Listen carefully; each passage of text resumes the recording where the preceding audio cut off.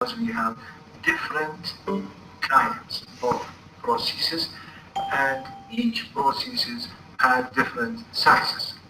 Second, corrective osteotomy, where we want to correct the bone and we make an osteotomy in the bone, we have to use paper cut out. We have to draw the bone on paper, and we have to decide how much we take or insert pieces of bone in order to correct the deformity. Rehearsal of operation using artificial bone, it means تدريب على العملية. And lastly, something unexpected is something unprepared for.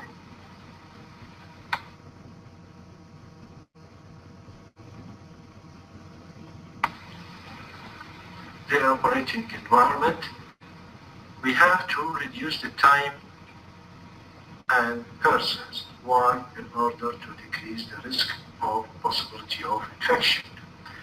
Second, we have to use ultra-clean air in long and complex surgeries by using special filters and by laminar airflow in order to decrease the possibility of contamination by germs in the operative fields.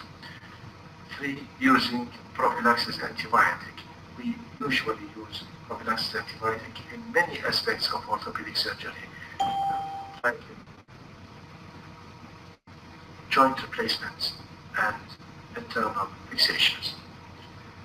Equipments, the minimum equipments in orthopedic surgery are drill, osteotomes, saws, chisels, gouge, screws, and plates. Special operation needs special implants and instruments. So we have multiple, many forms of equipments. We have to prepare ourselves before the surgery which type of equipments we might need. Intraoperative radiology, magnification power lenses, and the bloodless field tourniquet. Tourniquet is a special instrument used, either pneumatic tourniquet or S-mark tourniquet. This is a special instrument used in order to temporarily cut off blood at the site of the operation, of the field of surgery of operation. And this is very dangerous tool because if we have long operation and the pressure is too much, it might cause damage to the nerves and the vascularity of that limb, which might lead to a permanent complication.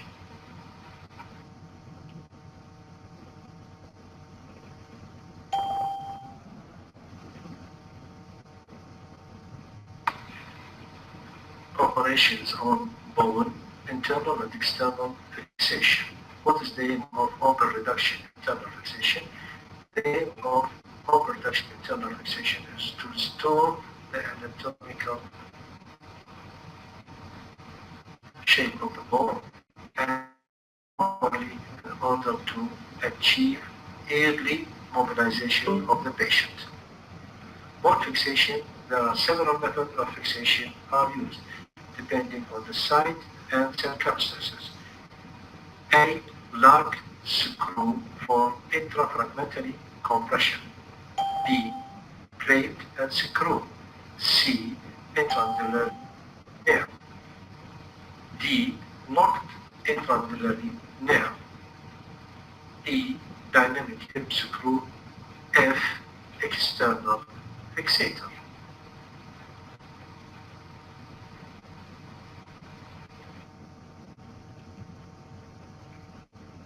عفوا دكتور. تفضل. دكتور بس الصوت يعني هسه يلا صار واضح، قبل شوي كان شلون بعيد، يعني مو نفس البداية، كان البداية أوضح. حاول أن تستخدم الهيدفون. دكتور الصوت صار واضح، دكتور شلون كان بعيد هسه صار واضح، تقربت على المايك ما أدري. We use this type of internal fixation in order to prevent the rotation of deformity and to overcome the possibility of shortening. This is a modification of ordinary nailing by using screw to fix the bone and the nail inside. 3 and 4 are intramedullary nailing. 3 for the femur and 4 for the tibia, and this is used especially in children in order to avoid the damaging of the epiphyseal plate. 5 interfragmentary screw, compression screw. This is used to fix the fracture when there is a larger fragment of the bone has been displaced. 6, 7, and 8 are plate screw fixation for the fracture. In 6 and 7, the surgeon used multiple screws in order, interfragmentary screws, in order to fix the bone before he used the plating. And as we can see, especially in 6, that the screws are different shape, and the lower screws near the knee joint it look different from those above. Those below we call it cancel screw, and in above we call it cortical screw. And these screws used according to the side of the bone.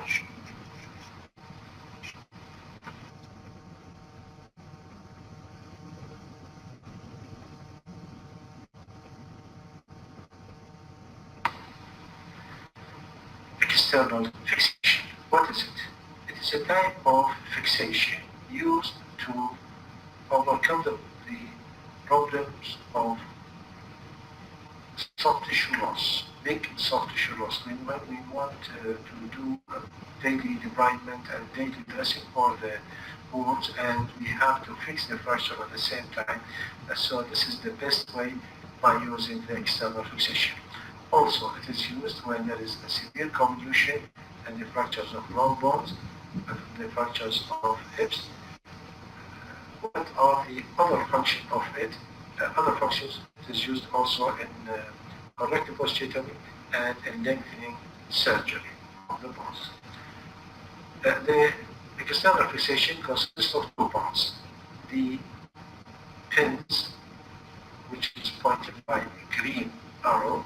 The pins are inserted above and below the fractures, and when we achieve reduction, we will fix the pins by an external rod outside, which is pointed by yellow arrow. There are different types of external fixation, as you can see in these pictures, either circumferential or longitudinal, different types.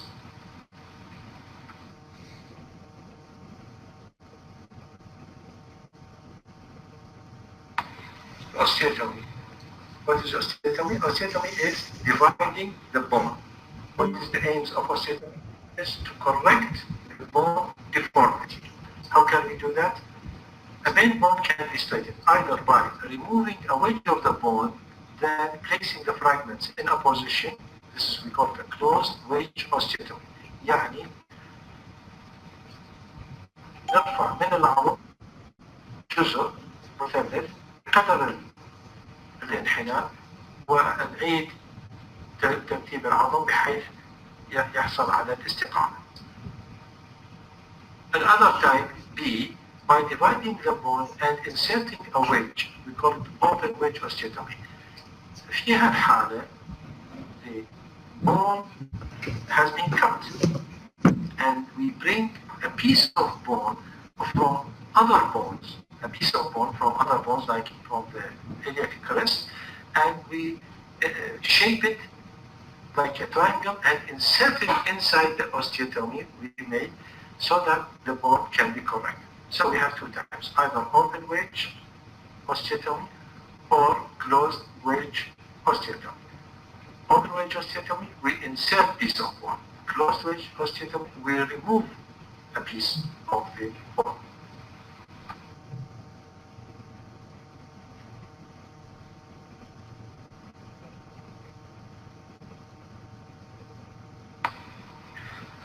Bone graft.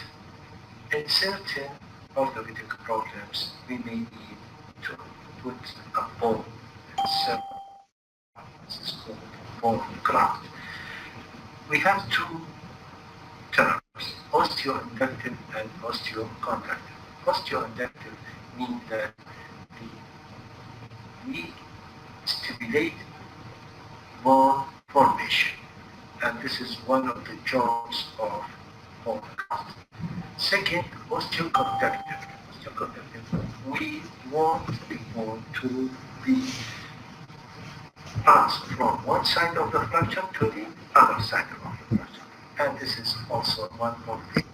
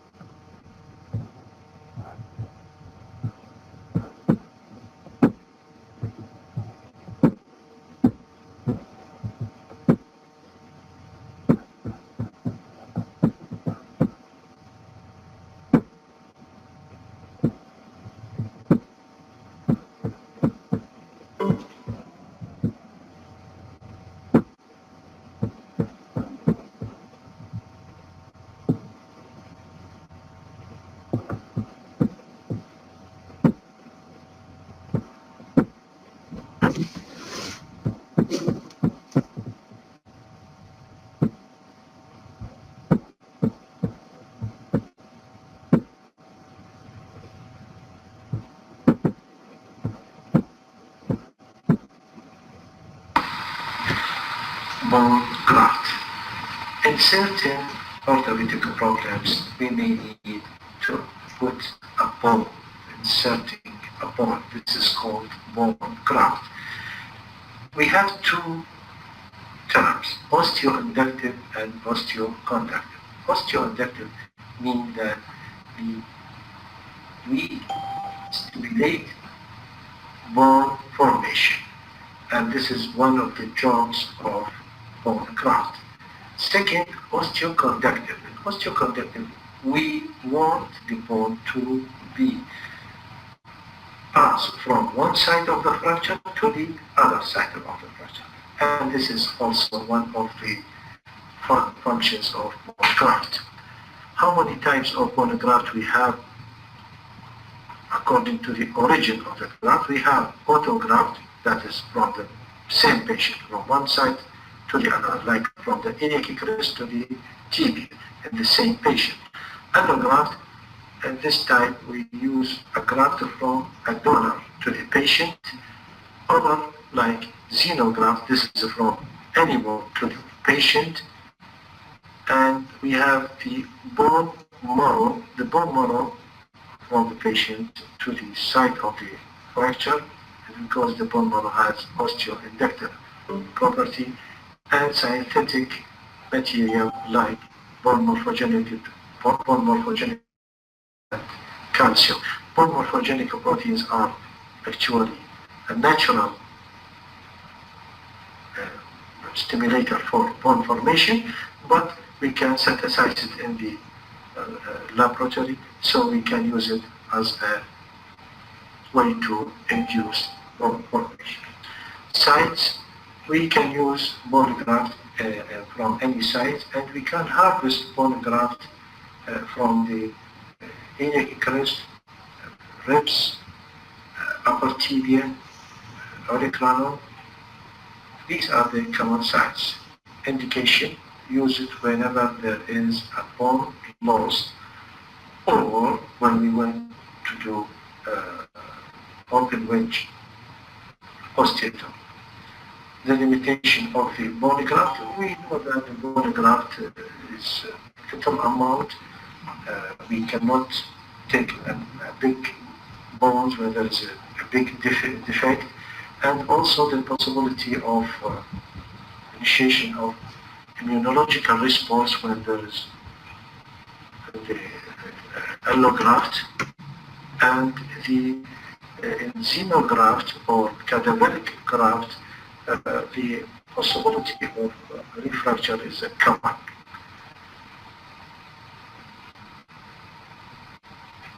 Applications, we have cancellous bone graft. We use it especially for the initiation of osteoinductive. Cortical graft used for osteoconductive, and it is rarely used now.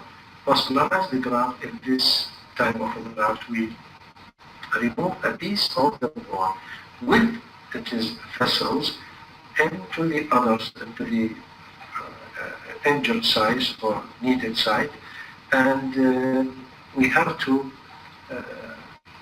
reconnect the vascularity so that this will supply bone and vascularity at the same time. In the pictures, we can see that some application, chip graft to fill a cavity, A, and B, or only strips graft, technique, or just C, only cortical graft, and D, cadaveric osteocartilaginous graft obtained fresh and sterile from organ donor.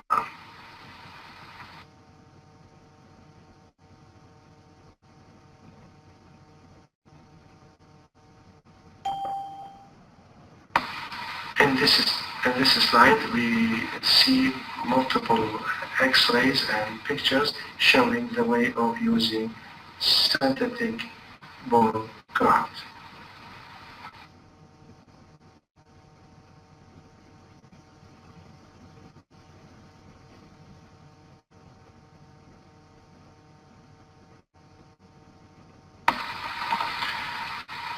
Distraction histiogenesis.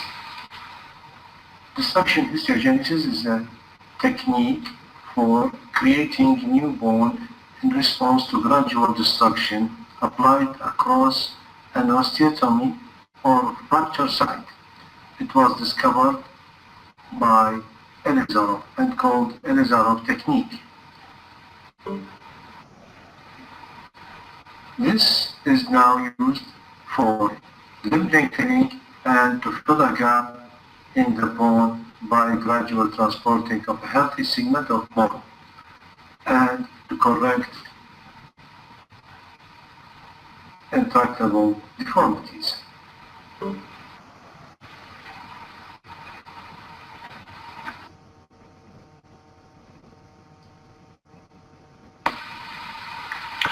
When the destruction applied to a newly formed callus, we call it callotasis. When destruction applied to the epiphysis, to the epiphyseal plate, we call it chondrodiatasis.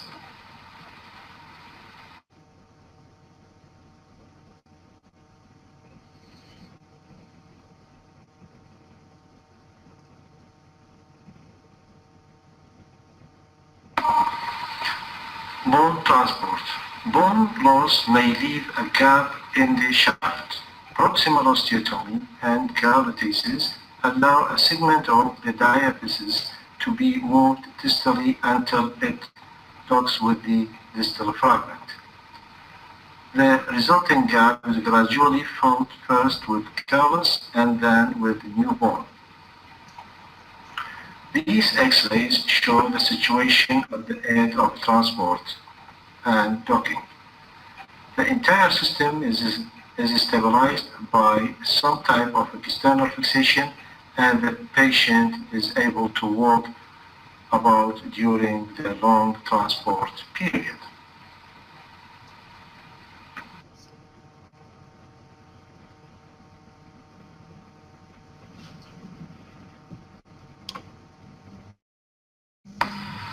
Equalization of leg length. Shortening versus lengthening. We have two solutions for one problem. If we have shortening of one limb, we can either make lengthening of that short limb, or we can short the sound limb. Each of these methods have its own complications and its own problems. So the patient should understand these two forms of treatment.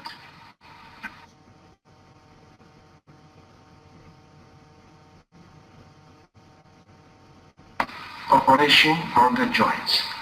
We have first joint injection, and by this operation we inject drug or dye inside the joint for treatment and for diagnosis. Arthroscopy. There is many applications for arthroscopic surgery in orthopedic, and we have a table showing the different joints and the different modalities of arthroscopic surgery. Like in knee joint, we can use it for repairing of meniscus or meniscectomy, synovectomy, removal of synovium, removal of loose bodies, trimming of cartilage, division of synovial thickening. Arthrotomy means making a hole into the joint for exploration. The benefit of arthrotomy is for inspection, for biopsy taking, drainage, removal of foreign bodies or loose bodies, and for excising the synovium or the injured structures inside the joint.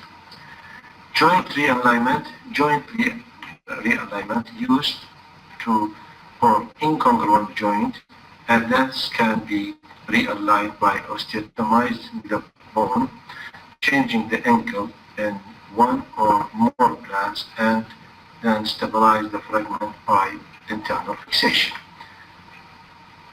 In brief, this operation used to realign the joint so that the stress applied to that joint will be deviated away or shifted away from the injured or from the diseased part of the joint to healthy part of the joint. Lastly, we have joint diffusion. By joint diffusion, we mean we want to abolish or we want to fuse the joint so that the bones, the articulating bones will become like one bone.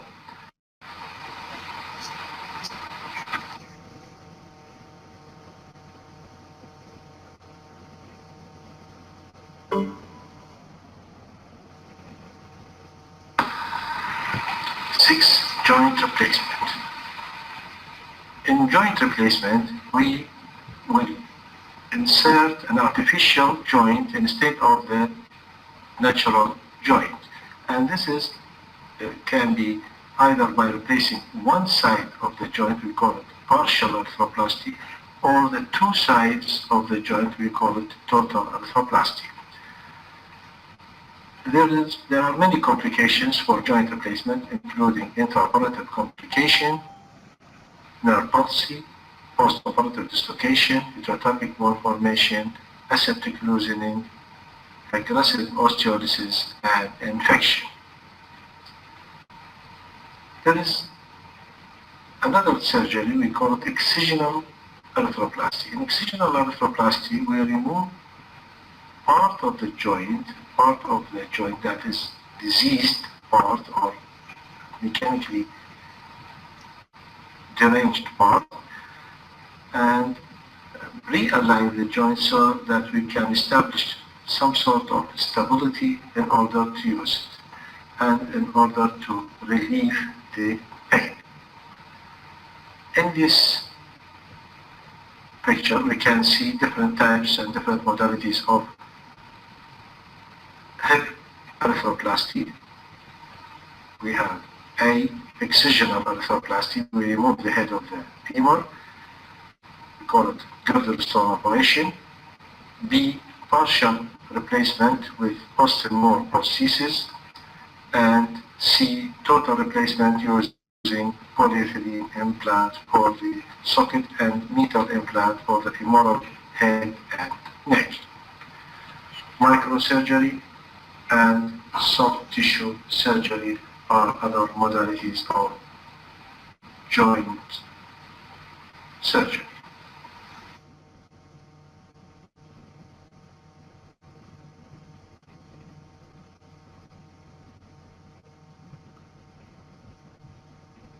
Amputation will be discussed by Dr. Saad. Amputation.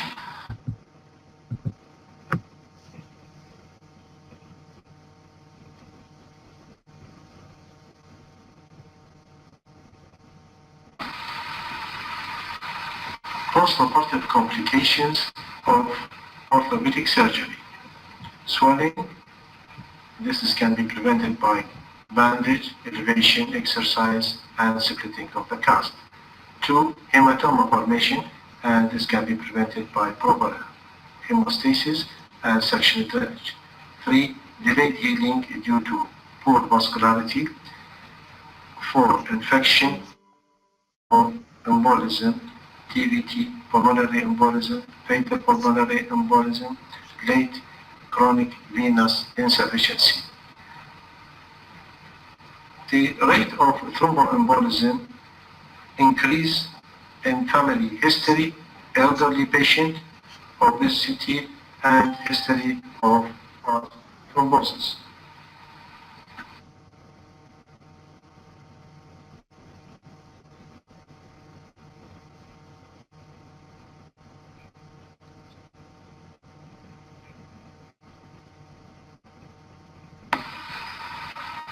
Pathophysiology, there will be vessel damage causing venous stasis and blood elements with stimulation of coagulation cascade.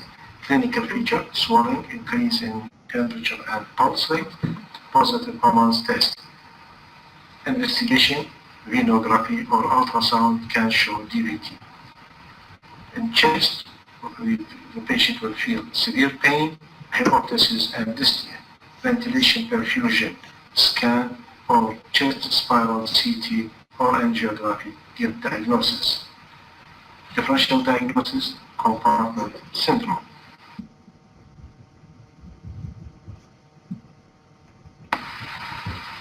Prevention of thromboembolism, this is by physical means and medical means. Physical by elevation, elastic stocks, AD mobilization, foot pump, intermittent pneumatic compression, spinal or epidural anesthesia, and all these measures used to decrease the rate of thromboembolism. Medical by low dose of unfractionated heparin or low molecular weight heparin, which is the first choice now, warfarin or aspirin. Treatment should be prolonged after discharge and may last 4 weeks.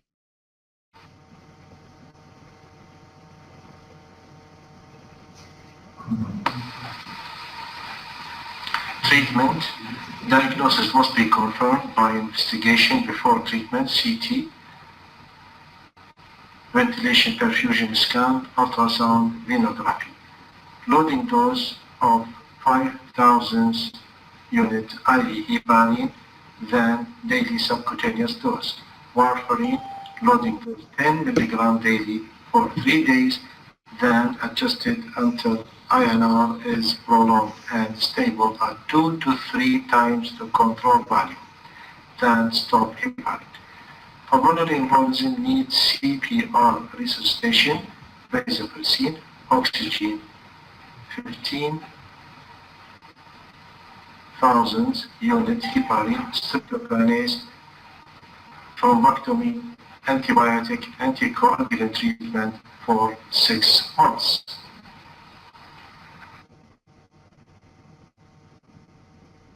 Thank you very much for listening. المحاضرة بها مصطلحات كثيرة ممكن تكون شوية صعبة، لكن مع استمرار إعادة الأسماء راح تسهل علينا. شنو المطلوب من عندنا من هذه المحاضرة؟ المطلوب من عندنا بالنسبة للامتحان النظري أن نعرف المعنى، المصطلحات، يعني شنو معنى مثلا osteotomy، شنو يعني open wedge، شنو يعني closed wedge، فقط تعريف، ما نحتاج أن ندخل بالتفاصيل. شنو يعني مثلا partial arthroplasty، يعني مو أكثر من المعنى فقط، تعريف فقط. بالنسبة للعملي المطلوب من عندنا أن نعرف بالأشعة شلون نشخص مثلا سكرو، شلون نعرف أنه هذا التثبيت هو عبارة عن plate and screw، هذا التثبيت عبارة عن interlocking nerve. هذا المطلوب من عندنا.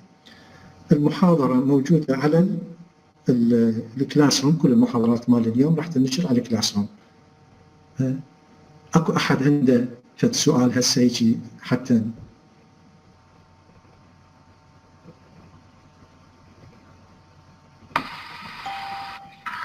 Introduction. Definition of a fracture. Fracture is the break in the structural continuity of the bone. Types of fracture. In order to treat a fracture, the most important classification used is to classify the fracture according to the damage of the soft tissue, whether there is an opening to this between the fracture site and the outside or not. If there is a continuation or opening between the fracture site and the outside skin surface, right, we call it open fracture, previously called compound fracture. If the skin is intact and soft tissue damage is not so severe, we call it closed fracture, previously called simple fracture. So there are two types. Open fracture, that means fracture with a wound that reach to the site of a fracture, or a fracture without a wound, that is, the skin is intact and we call it closed fracture. It is very important to treat the patient as a whole, not only the fracture. Whenever a victim of an accident presented to the ER, you have to examine the patient as a whole. His chest, his abdomen, his head and neck, his blood pressure, everything should be checked. And the fracture is only one problem of the patient. Keep it in your mind. How to treat a fracture? We have 3 steps in the treatment of any fracture anywhere, and we should know them very well. These 3 steps are reduce, hold, exercise. reduce it means تعديل، يعني نعدل الكسر. لو ردنا بالعامية نقول عندنا كسر، لازم نسوي أول شيء نعدل الكسر، ثاني شيء نبقيه ورا ما عدلنا نحافظ على هذا التعديل، وبعدين المرحلة الثالثة نسوي تمارين حتى نعيد النشاط. In scientific terms, we have to reduce the fracture, we have to hold it later on, and then we start exercise. So, reduce, hold, exercise. These are the 3 steps in the management of any type of a fracture. When we do exercise because the limb, after we do reduction, it will go back to the, we want it to go back to the, it is natural function, full function. And we are not like the other department or other surgery departments, in surgery of intestine. The patient, the intestine will start to function after surgery, and there is nothing called exercise for that. Here we have different things. We have to go for exercise. Exercise will reduce the edema, exercise will maintain the muscle power, exercise will decrease the pain, exercise will prevent the swelling, and exercise will promote perfect sensation, and it will help to regain the function as quick as possible. So we have here somewhat a problem. We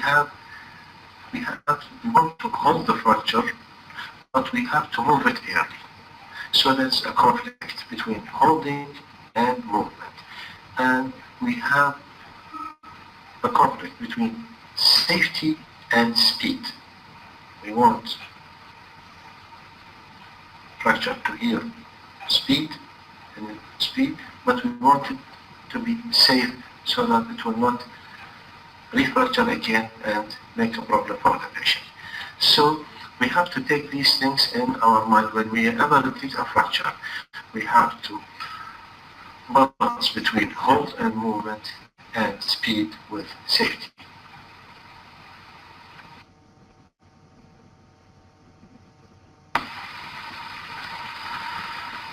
Now we will treat a closed fracture. We say in the treatment of any fracture we have 3 steps. First step is to reduce the fracture. This is a closed fracture, meaning there is no wound. So how can we treat it? First, we have to resuscitate the patient as a whole. Please don't forget that the patient with the trauma will not affect only the upper limb or the lower limb. The trauma affect the body as a whole, so you have to treat the patient as a whole. And when you do resuscitation, don't forget not to delay the management of the fracture.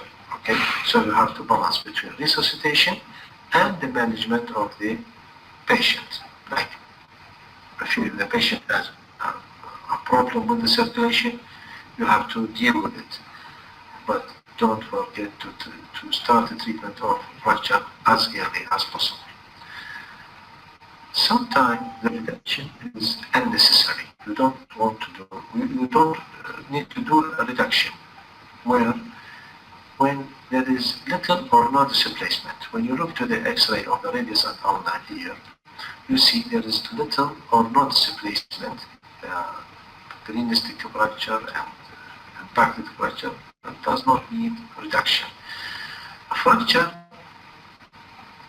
doesn't matter. It will not affect the function, like in the X-ray of a fractured clavicle. This will not affect the function of the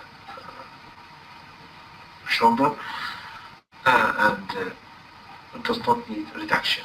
Or the reduction is unsuccessful in the case of a fracture of the spine. What are the aims of reduction? How can we judge that the reduction is successful? This is a very important statement.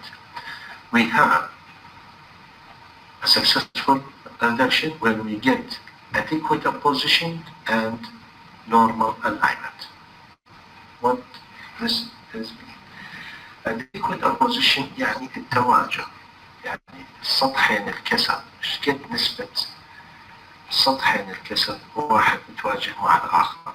مثلا مساحة السطح مثلا خليه نقول 50 سنتيم مربع، سطحين يعني كل سطح 50 سنتيم. إذا يتواجهون كل سطح منحتهم مثلا 30 سنتيم، هذا يسموه التواجه الopposition. فإذا we have to reach adequate opposition in order to stimulate the process of bone healing so that the callus will be formed. And usually it is not, it is 50% and above. So whenever we have a 50% and above, this is adequate opposition. And normal alignment. Alignment يعني العدالة مع الكسر. يعني the fracture, the bone will go back to it is a biomechanical axis. كل كسر كل عظم عند anatomical axis و mechanical axis. anatomical axis هو الوضع مالته أثناء الاناتومي. الميكانيكال اكسس الوضع مالته اللي نحتاجه اثناء العمل. فاحنا نحتاج ان نرجع الكسر الى الميكانيكال اكسس. اذا قدرنا نرجع الاناتوميكال اكسس بعد احسن، لكن ميكانيكال اكسس accepted. So whenever we have a reduction and we want to judge a reduction, we have to look for adequate opposition and normal alignment. Is there an exception? Yes, there is an exception for that when the fracture involves articular surface. Fracture of articular surface should be reduced 100%. There's nothing accepted of any reduction in the fracture of articular surface. لازم نرجع الكسر في articular surface 100% in a normal position. Any reduction in the body either closed or open.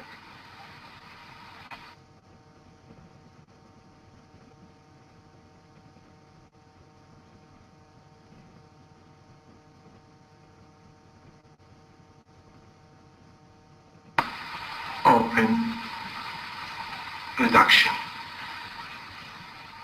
What do we mean by open reduction? Open reduction means that we do a reduction by doing surgery. يعني نفتح جرح على مكان جرح جراحي surgical mode على مكان الكسر، ونحاول أن نثبت الكسر بأيدينا أمام عيوننا مثل ما يقول. يعني open reduction by surgery. When we need to do open reduction, A, if closed reduction failed. B, an articular fracture like in the X-ray number 1. This is an articular fracture of the upper tibia. It needs perfect reduction to maintain the function of the knee joint. An avulsion fracture, when the fracture is caused by traction of a powerful muscle, like here when there's a avulsion of the tibial tuberosity by the pull of the quadriceps muscle through the patellar tendon. When there's associated injury, like arterial injury or nerve injury, we have to reduce the fracture openly and we have to fix it. Or when there is a need for internal fixation, fracture that need internal fixation. These are group of fractures that usually it needs surgery straight away. We call it the fracture of necessity, like callotasis fracture, montagia fracture, lateral condyle fracture of the elbow, and supracondylar fractures of the femur. These are called the fracture of necessity. We will deal with them later on.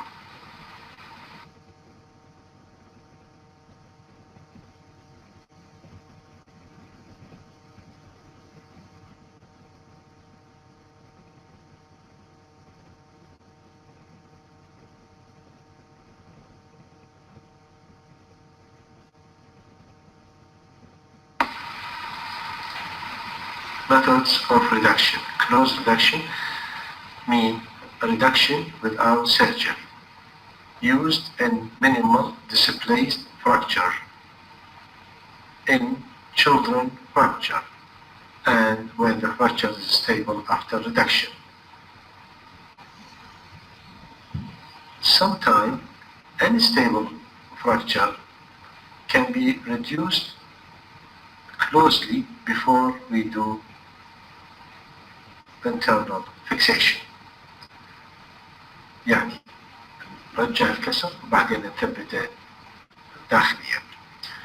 We need to use general anesthesia and muscle relaxation when we do closed reduction.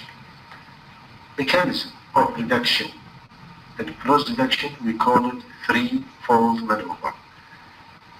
It is a maneuver of 3 steps. The first step is traction and counter-traction. الجراح راح يسحب الكسر والupper limb أو lower limb والمساعد راح يثبت ويعارض السحب حتى يصير الفورس كلها concentrated on the side of the fracture ومن نسحب المريض يعني كل جسم المريض راح ينسحب. فإذا traction and counter traction in the line of the bone. B. disengagement. احنا راح نسوي reverse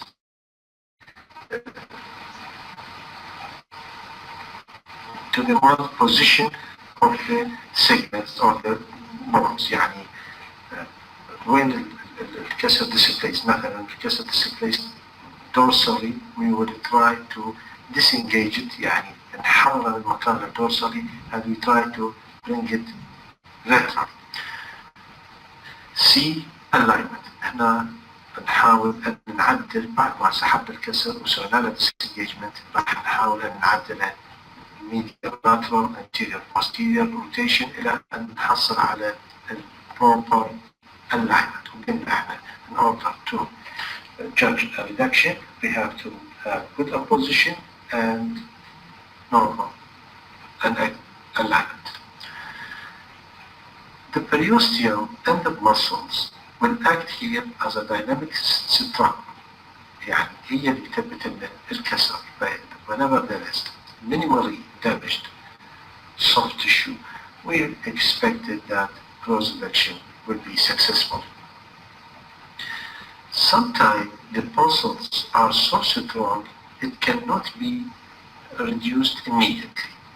يعني قوة العضلات جدا قوية بحيث احنا ما نقدر نرجع الكسر للحظة الأولى. بس شنو نسوي هنا؟ نسوي what we call sustained mechanical traction. Like الصورة أسفل تلاحظ إنه الفيمر has been fractured, supracondylar fracture of the femur, and then the muscles are strong. femur فسوينا sustained mechanical traction خلينا pin in the upper tibia and we put a weight that would reduce the fracture continuously until the muscle will relax and the fracture will regain its normal alignment. وهنا بعدين نتابع الخطوات اللاحقة. فإذا sustained mechanical traction is used whenever there is strong muscles. We put continuous traction on the bone by putting a pin on the bone, and this will maintain reduction.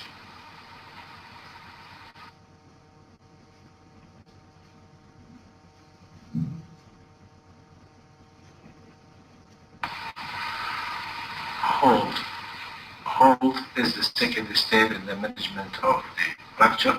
By hold we mean we have to splint the site of the fracture.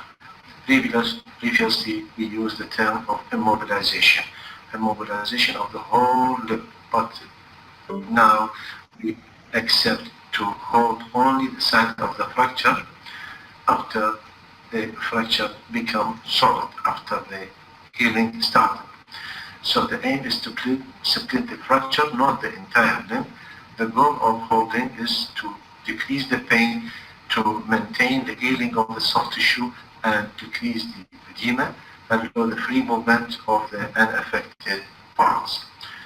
An enclosed method of holding is contraindicated in severe soft tissue injury when the fracture is unstable, in multiple fractures, and in confused and cooperative patients. What are the methods of holding? First, sustained traction. So, sustained traction is considered as a part of reduction and as a part of hold. And we said continuous sustained traction is a continuous pull on the long axis of the bone. There should be a counter force so that the body will not hold or drag and bend, and it is very useful in spinal fracture of long bone shaft. It is a safe method, but the problem is that the movement will be delayed until the fracture is healed, so there is long stay in the hospital. The speed of healing is the same, but the present admission of the patient is for a long time in hospital, so it is avoided in old age. In young age, in order to decrease the time of bedridden, we use gas supplementation after the healing or clinical healing started.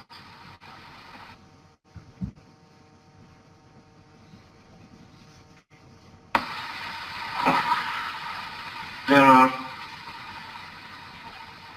several ways of applying traction. First, traction by gravity.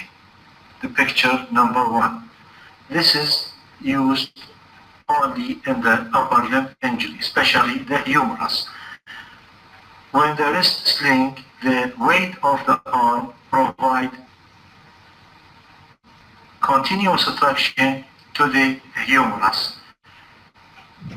And for more comfortable stability and stability, we use U-slab or a removable plastic sleeve. Second, skin traction. Picture number 2.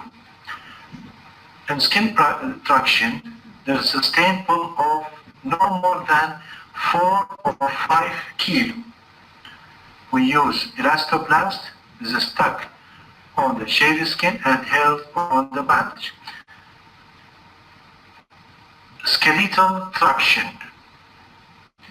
Picture number 3. In skeletal traction,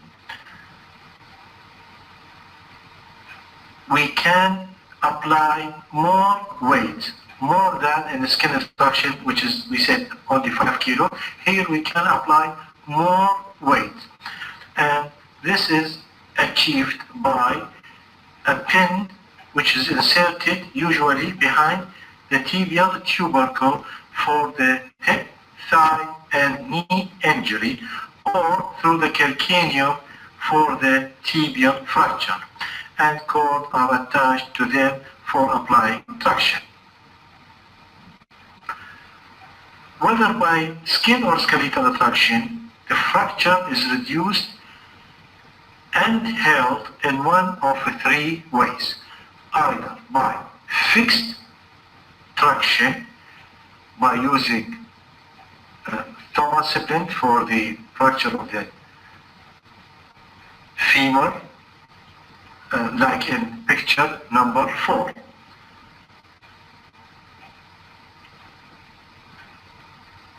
The tapes are tied in the base of the splint, and the splint is padded well to fit the upper thigh. Or by balanced traction. In balanced traction, we use system of pulleys.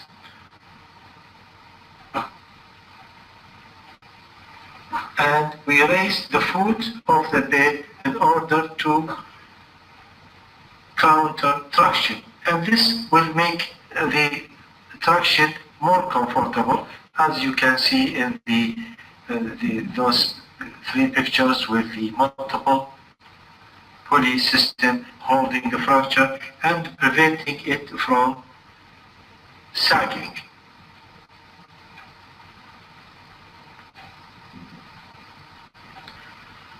In the third method, we used combined traction.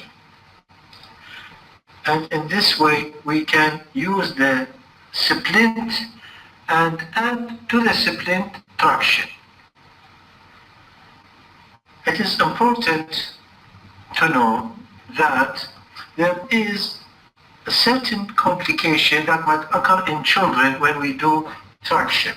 That complication is constricting the circulation. It can constrict the circulation and cause damage. For that reason, a gallows traction, picture number 5, is used. The legs are suspended from an overhead beam, and it should not be used for children over 12 kilo in weight.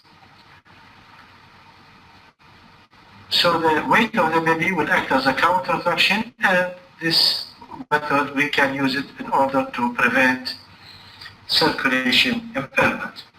In older people, leg traction may predispose to peroneal nerve injury and causing foot drop. The limb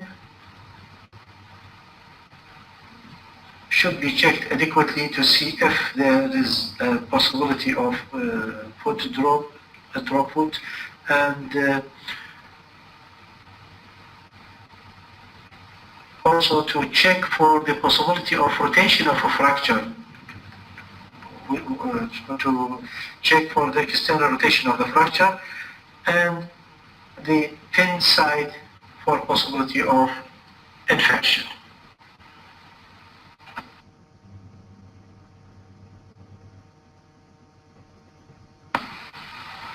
Cast splintage. Plaster of Paris, or one of the newer lightweight substitutes, is still widely used as a splint, especially for fracture of distal limb and in children. It is very safe if one alert about the danger of tight cast and pressure sore. The speed of union, neither greater nor less than with traction, but patient can go home soon.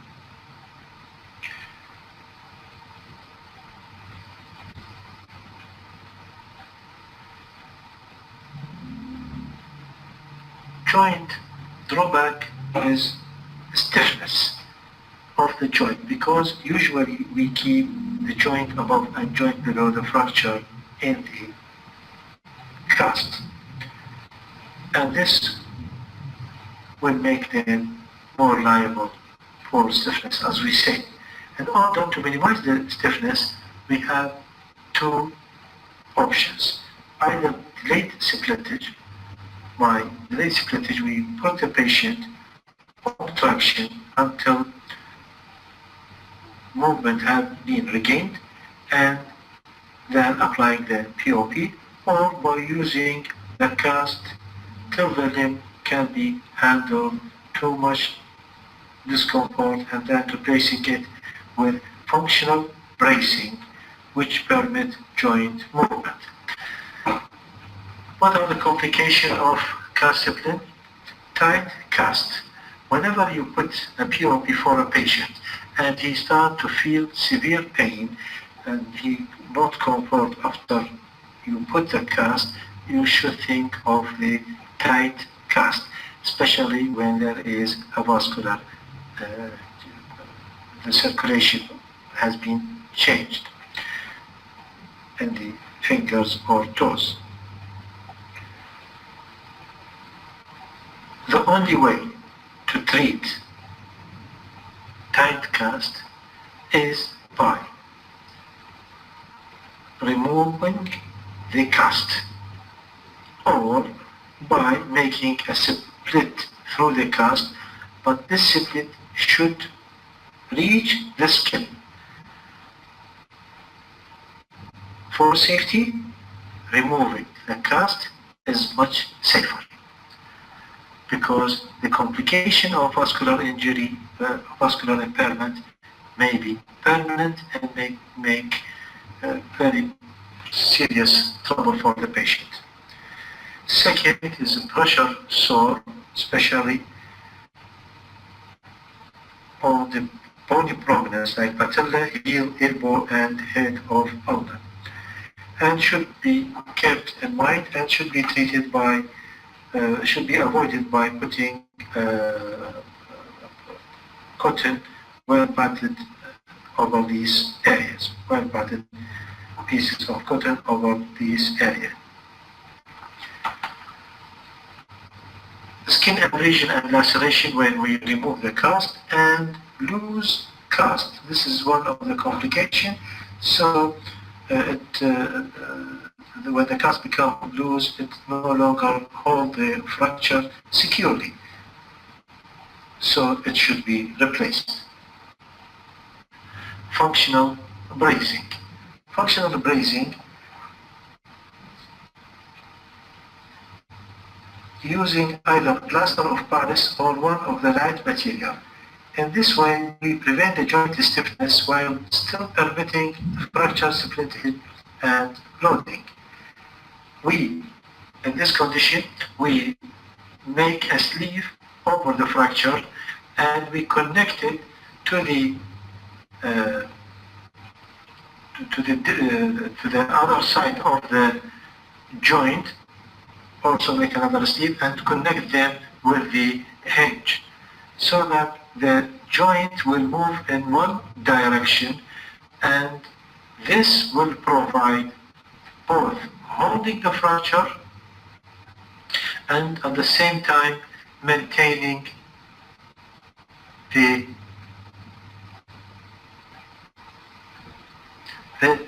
movement.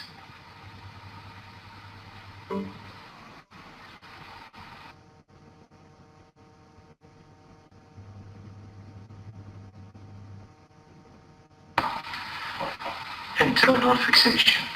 Body fragments may be fixed with screw, wires, plating, nailing, whatever the type.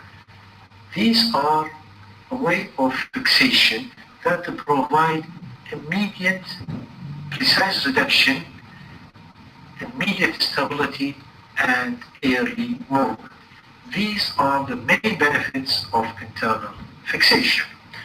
It can make the patient moving and using his limb, upper or lower, very quickly. He can be discharged from the hospital, and only after the wound is secured and there is no sign of infection, we can discharge the patient as early as possible from the hospital, and we can get rid from the possibility of fracture disease like stiffness and edema. But you have to put in your mind that the fracture is stable, but it is not healed, because the fracture supported by the metal implant. So healing is not occur quicker than other methods, but the fracture can, the bone can move as a single unit because of the metal implant. The danger for the internal fixation is infection, and the causes of infection either due to the patient, due to the surgeon, or to the facilities. To the patient, whenever the patient had severely injured soft tissue, or the patient has generalized problem, like he is on cytotoxic drug, he is immune compromised, diabetic, renal failure, hepatic problem, whatever. Second, the surgeon. Some of the surgeon is not so meticulous with dealing of the soft tissue, and the rate of infection on their surgery is high, and the facilities, that is a part concerned with the hospitals and the training of the staff responsible for the cleaning, sterilization, and dealing with the surgical equipments. What are the indications for internal fixations? When the fracture is unreduced by closed method, or the fracture is unstable. You can do reduction, but the reduction is unstable, like in case of fracture radius and ulnar and adult. Or the fracture unites slowly. Need long time for the fracture to unite in a closed method, like in fracture neck of femur. So much better to use internal fixation. Pathological fracture. A fracture occurs in bone. That bone is diseased, like bone with tumor, or bone with infection, or an osteoporotic bone. Though these bones is weak, and whenever there is a fracture, it is difficult to heal unless we do internal fixation. Multiple fractures. In patient with multiple fractures, suppose he had fracture humerus on one side, fracture tibia, femur, and tibia on the other side, and those patients usually they need internal fixation in order to mobilize them quickly and prevent the complication of long time bedridden. And in those patients with nursing difficulties, some patients, like old age patient with no family staff who is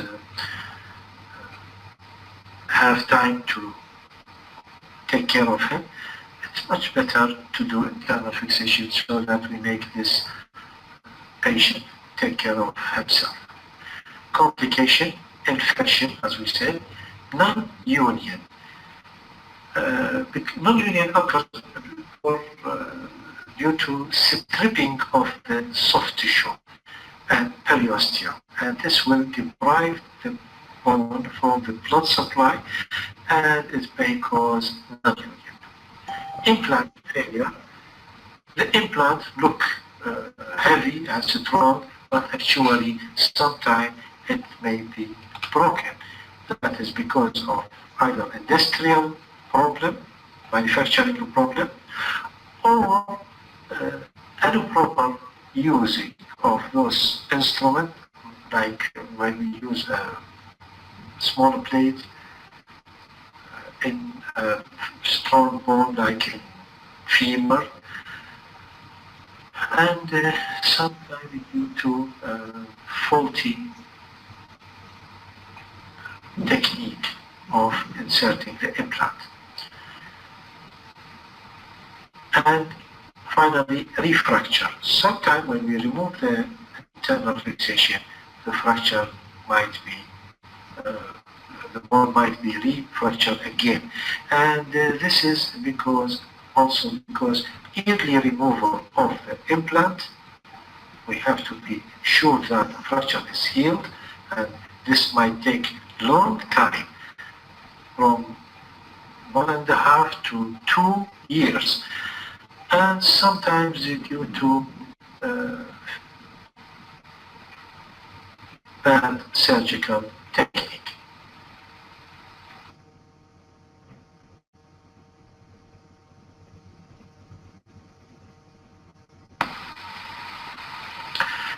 These are some indications of internal fixation. In the X-ray number 1, there is avulsion, fracture of the patella transverse fracture due to strong pull of the quadriceps muscle. In the X-ray number 2, there is diseased bone and there is a new bone formation and bone destruction, possibility of chronic osteomyelitis or bone tumor, especially metastasis. So there might be a need for internal fixation. In the X-ray number 3, there is an osteolytic lesion in the diaphysis of the humerus with pathological fracture. In the other X-ray, the fracture has been fixed with interlocking nail, and later on you can see there is in the X-ray, the other one, there is an expansion of the tumor and more lysis of the bone and more damage, and in the autopsy after the patient died, the autopsy showed complete erosion of the bone and the extension of the tumor outside the bone.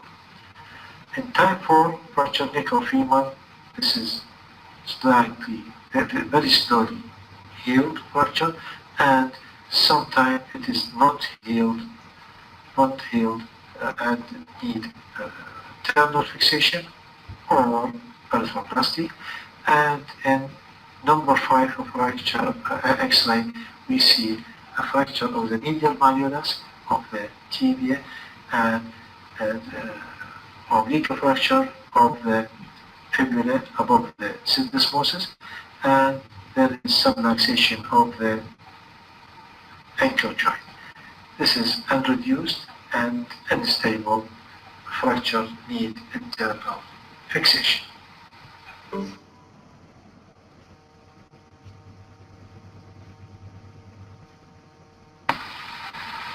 Some types of internal fixation. X-ray number 1, this is interfragmentary screw. A screw used to fix a fractured piece of the bone. Number 2 is interlocking tibial nailing. 3, fixation of fractured radius with K wires. 4, interlocking nail fixation with dynamic hip screw to fixing the fracture of the neck. 5, plate and screw fixation of a fracture of both radius and arm. Number 10 is supracondylar fracture of a humerus fixed with K wires. Number 6, dynamic hip screw for fixing fractured neck femur. 7, a screw, special type of screw called Herbert screw. This type of screw used for the fracture of scaphoid. The screw is buried inside the bone. 8 is cerclage wire fixation or tension band fixation for fracture of the patella. 9 is a plate and screw, special type of a plate. We call it clover leaf or T-shaped plate.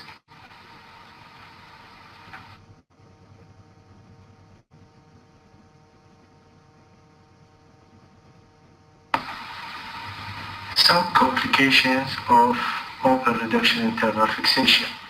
In the group of X-rays, number 1, you can see that there is a fracture of the plate fixation. And this is especially because of using of light plate in a heavy, strong ball.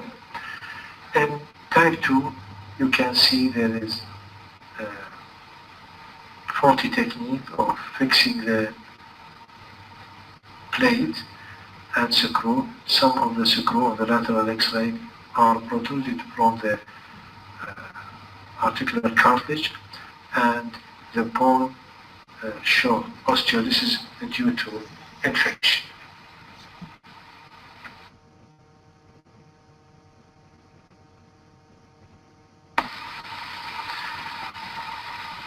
Quiz.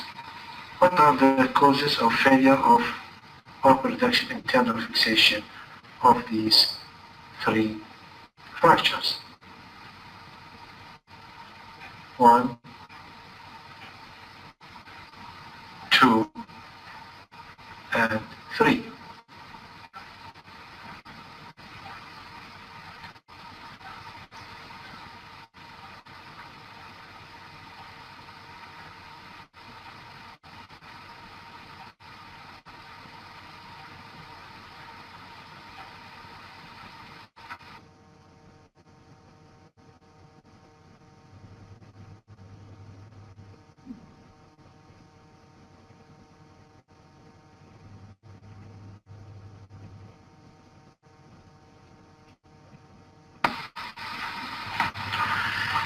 External fixation.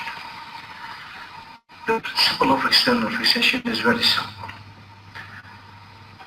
Pins are inserted above and below the fracture, and after reduction, these pins, which will protrude outside the limb,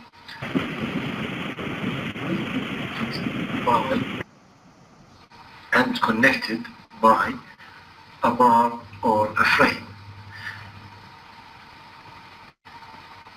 What are the implications for external fixations in case of soft tissue injury, and especially when we need to do nursing for that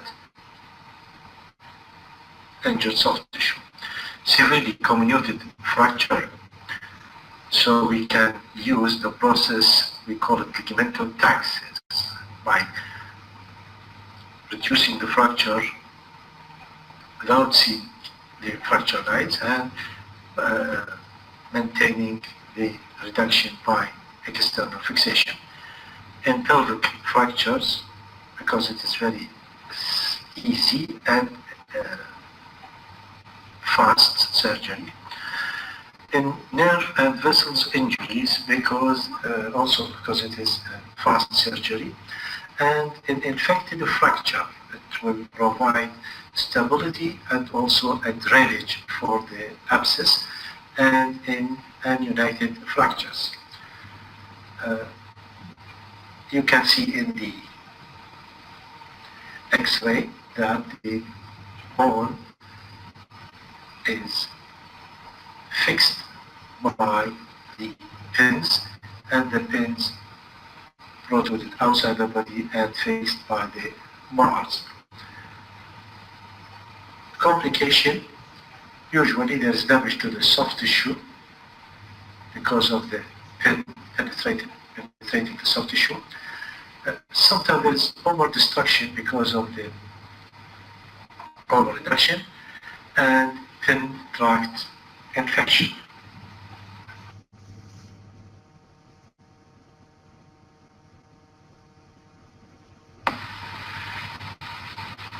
Exercise. Actually, it is restore of function rather than an exercise.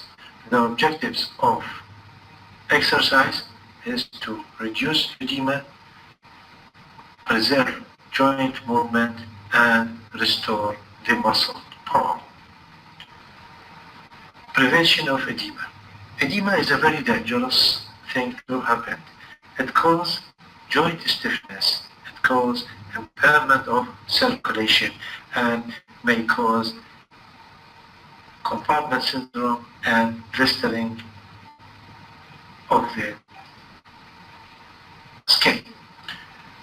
So, in order to prevent edema, we have to elevate the limb, early exercise, never dangle, and never force. Active exercise. By active exercise, we mean that the exercise done by the patient himself. It is very important to promote muscle power, circulation, and promote healing. It reduces edema, it prevents soft tissue adhesion, and it should be started as early as possible, even in the cast. The patient should be taught how to contract the muscle while his limb in the cast. Sometimes there is an injury in a part away from stiff joint and the limb, like an injury in the hand may cause the stiffness of the shoulder because neglected movement of the shoulder for long time. So it is very important to mobilize the unaffected joints. Assisted movement. Previously, the passive movement, the movement done by the therapist, not the patient, was used strongly, and it has been shown that these will cause certain complications, especially around elbow, what we call myositis ossificans.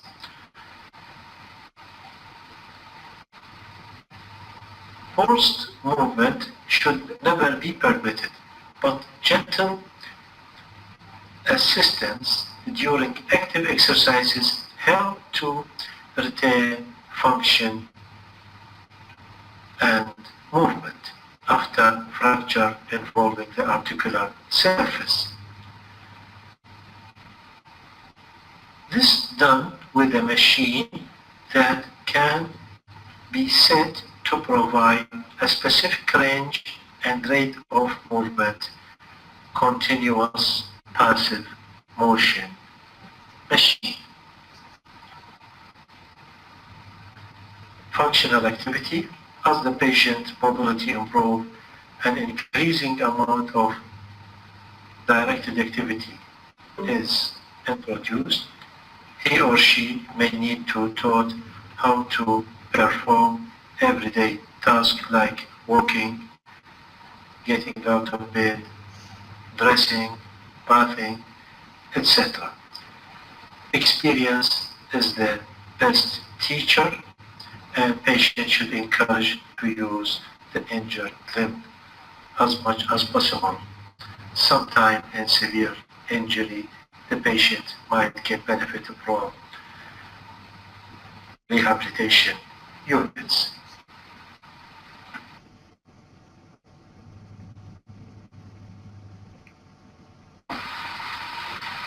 Many patients with open fractures usually have associated other injuries in the abdomen, and the chest, and the head. So you have to treat the patient as a whole, not only the X-ray. At the site of accident, the limb should be splinted and the wound should be covered with a clean, sterile dressing. At the ER, at the hospital, in the emergency room, the patient should be looked for any other injured organs, and the limb should be splinted and should be dressed in a clean dressing until the further management is done by follow the ABCDEF guideline, and have to give the patient tetanus prophylaxis. If he is immunized, we give him toxoid. If he is not, we give him anti-serum. And we have to provide the patient with antibiotics, very important. Then we have to look for the wound. We have to inspect the wound carefully to see the extent of the damage, to see whether it is clean or not, and if there's any foreign bacteria inside the wound, the nerve damage, the arterial damage, the tendon damage, and then we go for surgery to make debridement of the wound. We have a special classification for the open fracture. We call it Castiglione classification of open fracture. In type 1, a low energy fracture with a small, clean wound and little soft tissue damage. Type 2 is a moderate energy fracture with a clean wound more than 1 centimeter long, but no skin flap, not much soft tissue damage, and no more than moderate contamination of the fracture. Type 3 is a highly energy fracture. In type 3A, the fractured bone can be adequately covered by muscle or skin despite the laceration.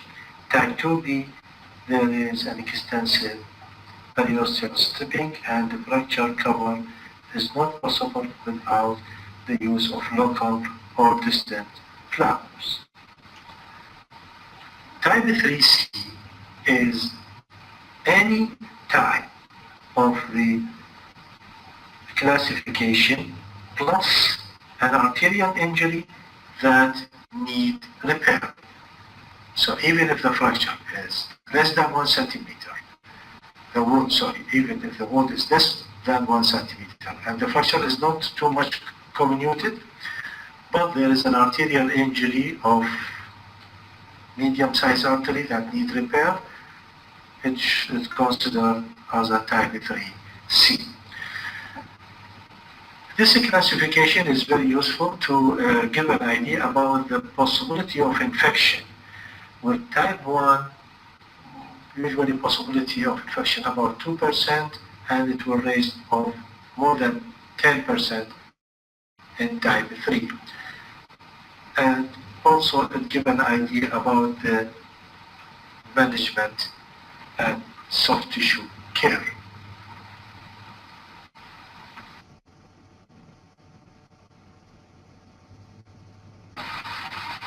Principle of treatment. The most important step in the management of open fracture is that we should consider any open fracture as a contaminated fracture.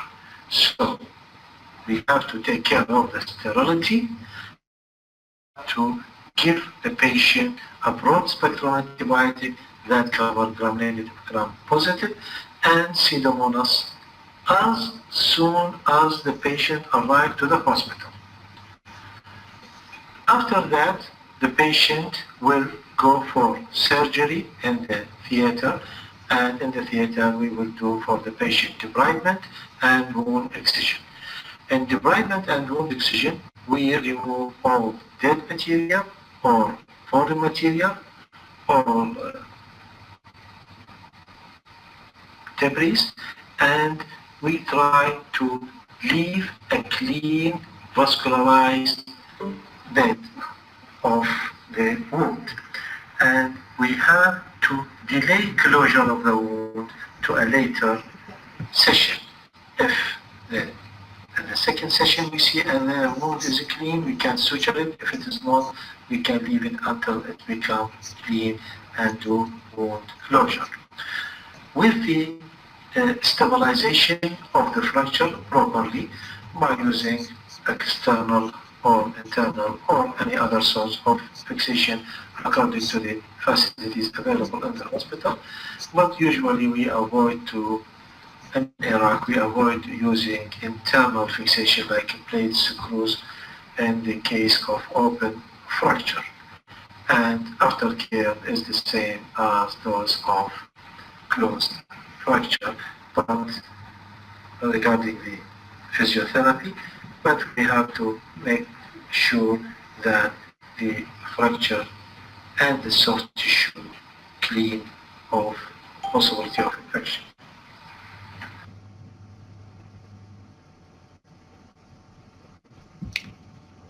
Thank you very much.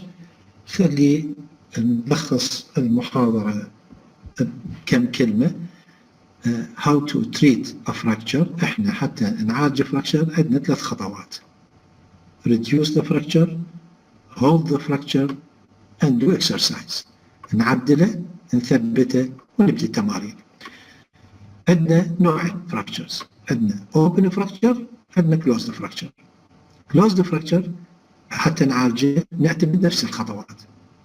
reduce و reduce همنا قسمين either closed or open.